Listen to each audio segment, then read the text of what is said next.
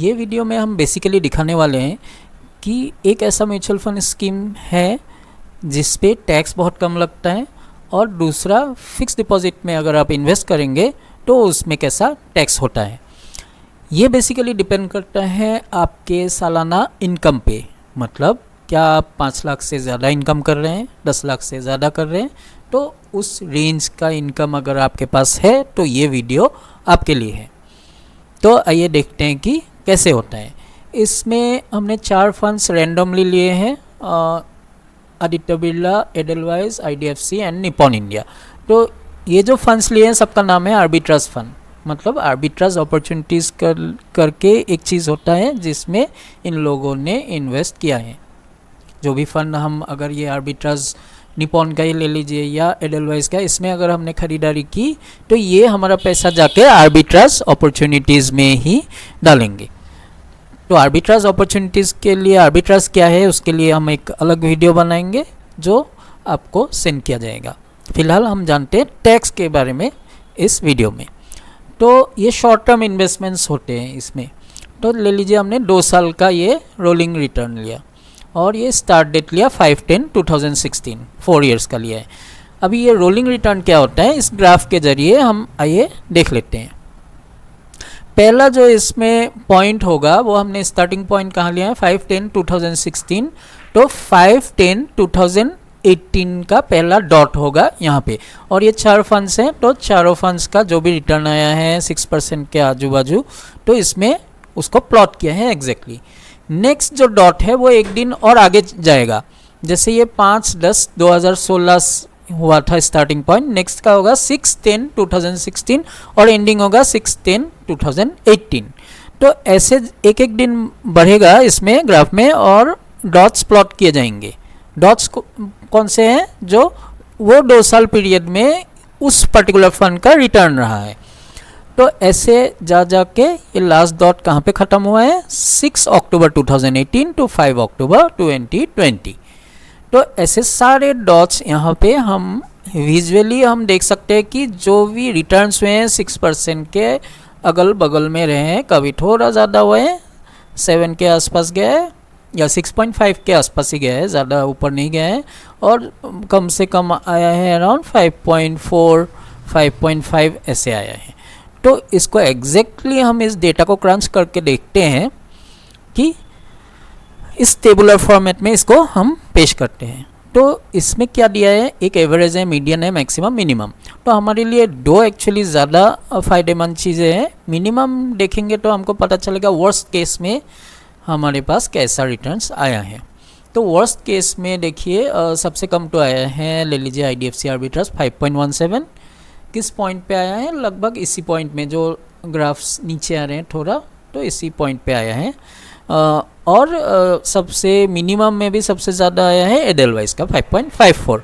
तो on average हम 5.3 या 5.2 ऐसा मिनिमम आ रहा है, और मैक्सिमम हम देखते हैं कि 6.6 के 6.65 ऐसा गया है।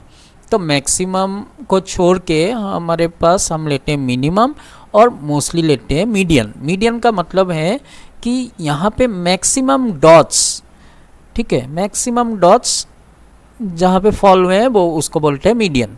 तो मैक्सिमम बिरला में 6.04 का रिटर्न्स आया है 2 साल में, मतलब मैक्सिमम टाइम्स आया है। मतलब ले लीजिए ऐसे हमारे पास अगर 100 पॉइंट्स हैं यहाँ पे या 50 पॉइंट्स हैं, उस पॉइंट्स में हमारे पास मैक्सिमम पॉइंट्स ले लीजिए 20 या 10 जो भी है वो आया है 6.04, और 6.14 आया है एडलवाइज का, 6.05, 6.27। सो अप्रॉक्सीमेटली हम ये मान के चल सकते हैं कि 6% के अगल बगल में मतलब मीडियन रिटर्न्स हैं।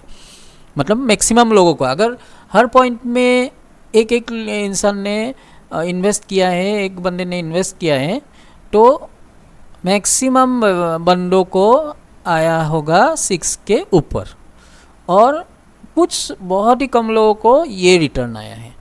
ठीक है, तो इसका एक्चुअली मीनिंग क्या है कि जो ये नीचे आया है वो अभी का जो पीरियड है इसमें नीचे आया है। ये देख लीजिए आपका अराउंड 2018 से 2020 में सबसे गिरावट आई है।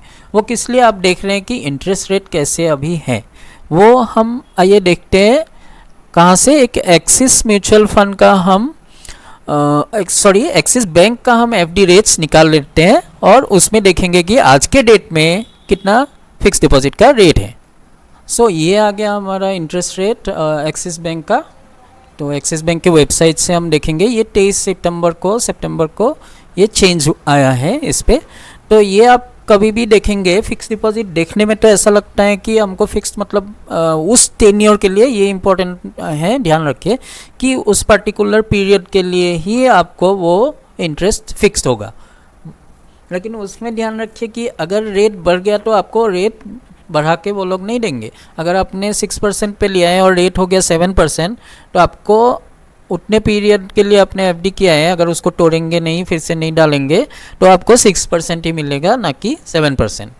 उल्टी मतलब दूसरे पहलू देखें तो अगर कम हो जाता है 6 से 5, फिर भी आपको कम इंटरेस्ट नहीं मिलेगा, 6 ही मिलेगा।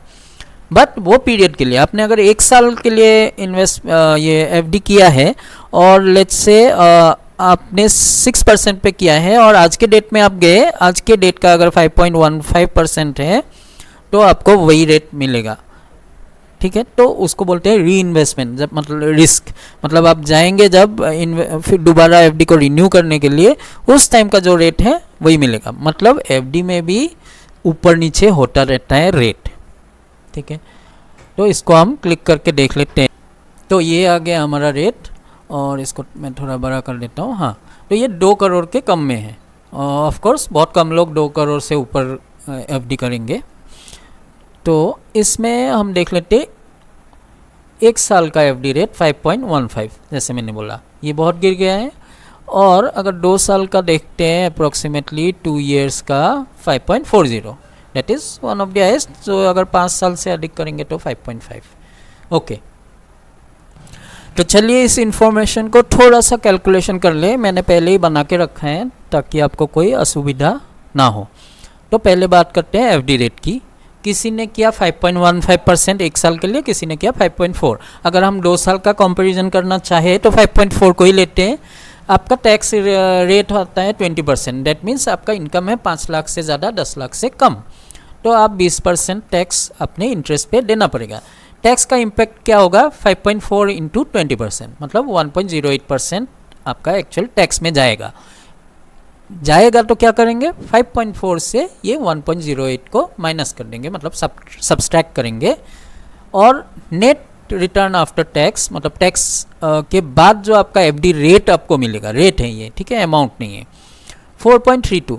देखिए आपने अगर मतलब सिर्फ 5.4 देख के अगर आपने ये इन्वेस्टमेंट किया होता ये एफडी में, तो एक्चुअली तो आपको 2 साल बाद ये 4.32% ही एक्चुअली आपके हाथ में आता है, राइट।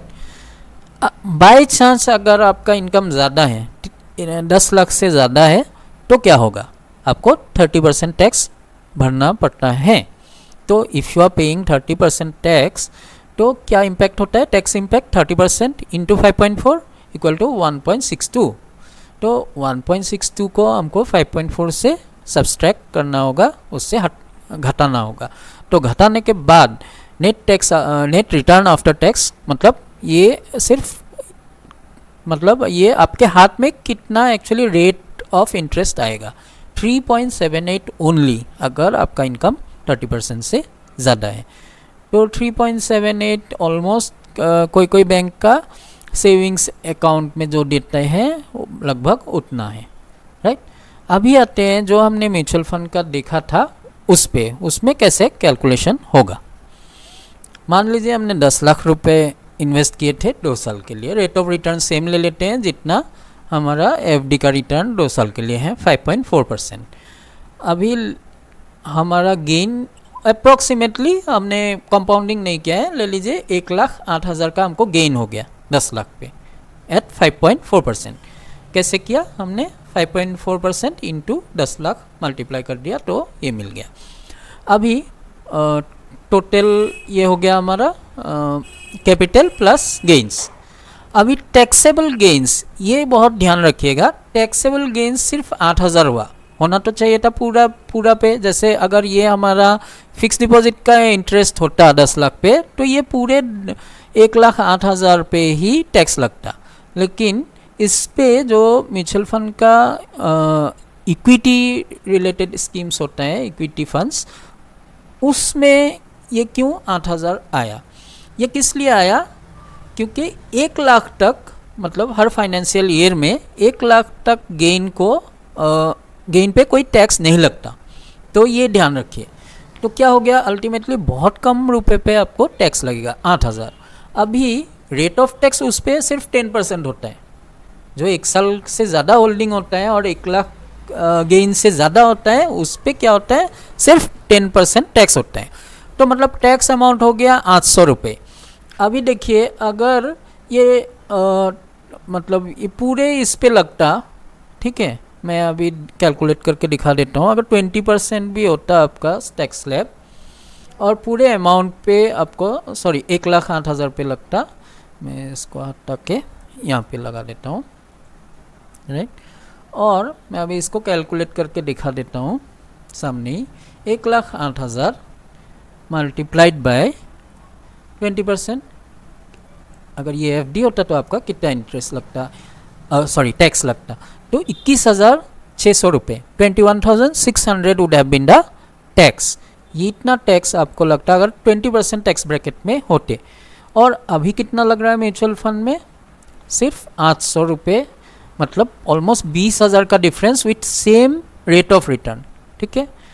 अभी मैं इस 20% को 30% कर देता हूँ, फिर आप देखिए कितना डिफरेंस आता है। 32,400 और यहाँ 800 रुपये, मतलब ऑलमोस्ट 31,600 का डिफरेंस आता है सिर्फ 10 लाख इन्वेस्टमेंट में। इमेजिन। तो ये पैसा आपको सेव करना है या टैक्स देना है, ये तो आपको डिसाइड करना है, राइट। और टैक्स रेट ऑन गेन्स हो गया सिर्फ 0.74% अगर परसेंटेज टर्म में देखें, और यहाँ पे as per your tax slab 30 या 20%, यहाँ पे सिर्फ 0.74% हो जाता है। इसको अगर आपको 1 लाख में देखना है, ये कैलकुलेटर जिसको चाहिए वो मुझे मेल करे। तो हमारा पेज लाइक कीजिए फेसबुक का, और यूट्यूब को लाइक कीजिए और सब्सक्राइब कीजिए, तो मैं ये उनको कैलकुलेटर ईमेल पे भेज सकते हैं, ठीक है।